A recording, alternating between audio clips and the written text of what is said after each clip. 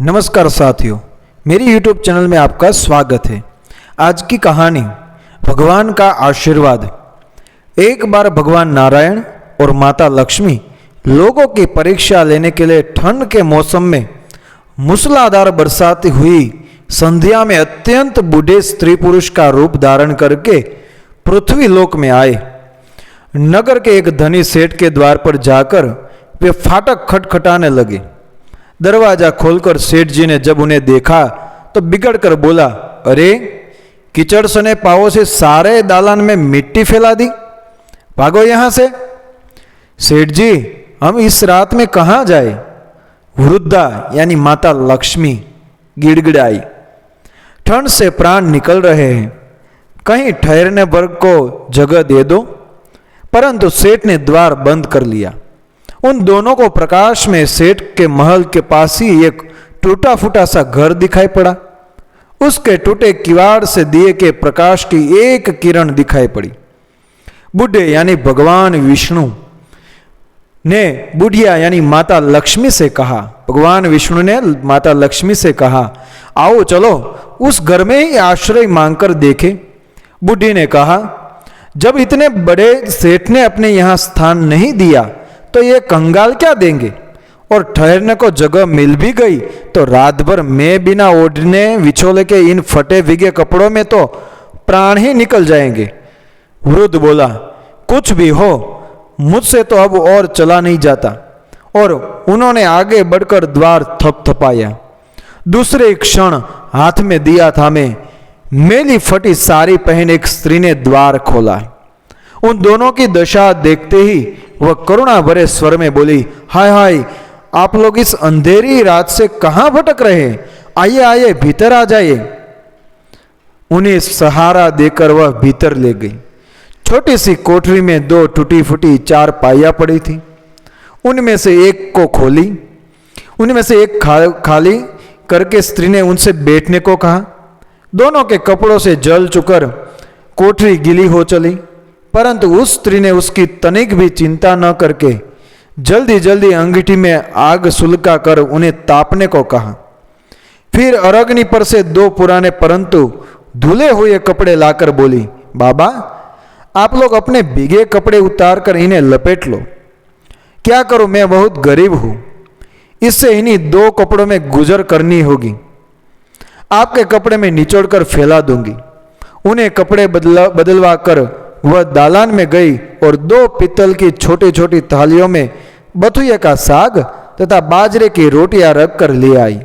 माताजी, उसने वृद्धा से कहा, आज मेरे घर में यही भगवान का प्रसाद है। मुझे बहुत दुख है कि न तो घर में घी है, न ही घर में दूध और न ही चीनी। कोई बात नहीं बेटी, हमें तो यह भोजन बड़ा स्वादिष्ट लगा। वे दोनों खाते हुए बोले। थोड़ी देर में उस स्त्री का पति भी आ गया। वह बेचारा भी रोजगार के तलाश में दिन भर घूमकर अब थका मारा लौटा था।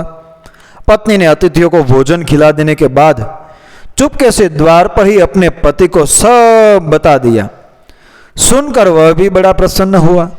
फिर दोनों ने अपने बिछोने उन दोनों वृद्धों को देकर उन्हें तो खाट पर सुलाया और खुद दोनों एक फटाटाट ओढ़कर धरती पर लेट गए। प्रातःकाल ही जब बारिश बंद हो गई तो वे बुजुर्ग जाने लगे।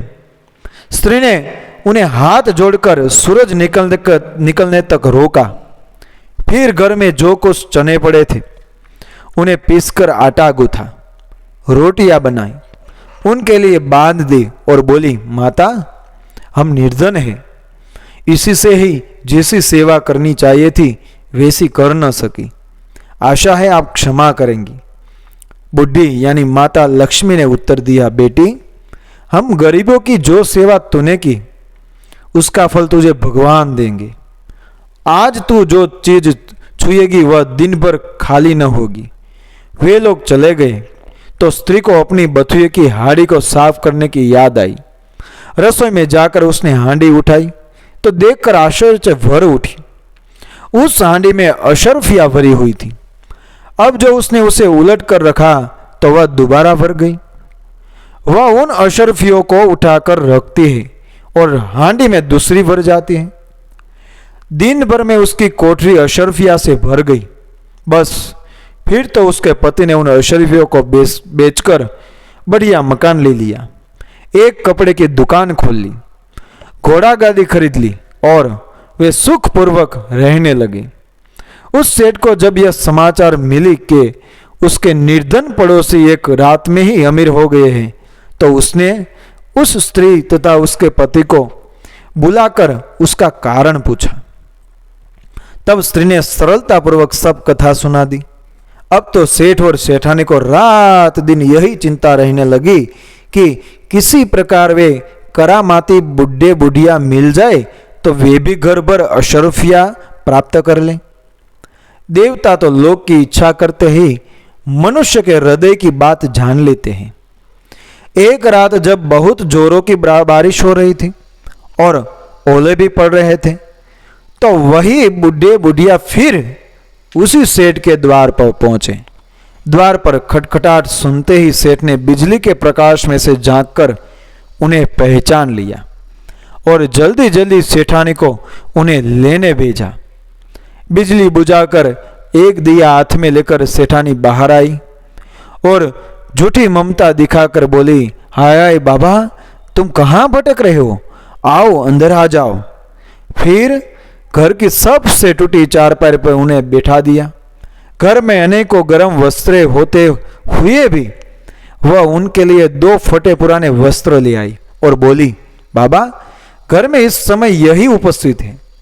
फिर उनसे बिना पूछे ही घर की सबसे घिसी पुरानी थालियों में बथुए का साग तथा बाजरे की रोटी भी ले आई। ओढ़ने को 2 फटे कंबल भी कहीं से मंगा कर दिए।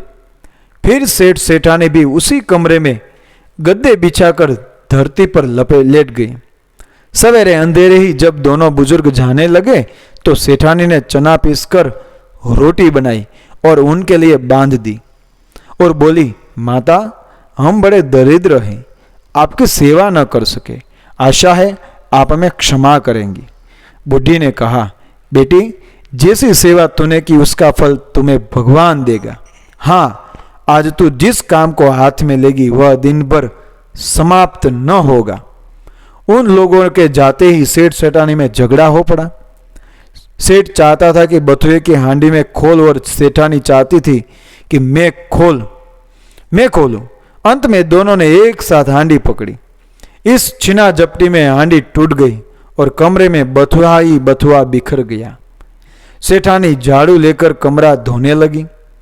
जब वह कमरा साफ करती, कमरे में तुरंत ही बहुत सारा बथुआ फिर बिखर जाता। सवेरे से संध्या तक उसे कमरा साफ करना पड़ा। तो ठीक ही हो तो है, जिसकी जैसी नीयत होती है भगवान उसे वैसा ही फल देता है। साथियों, ऐसी भक्तिमय आध्यात्मिक पौराणिक कहानी आपको अच्छी लगती है तो मेरी यूट्यूब चैनल को सब्सक्राइब करें, फॉलो करें। मिलते हैं ऐसी ही भक्तिमय कहानी के साथ। जय श्री कृष्ण, राधे राधे, जय विष्णु भगवान।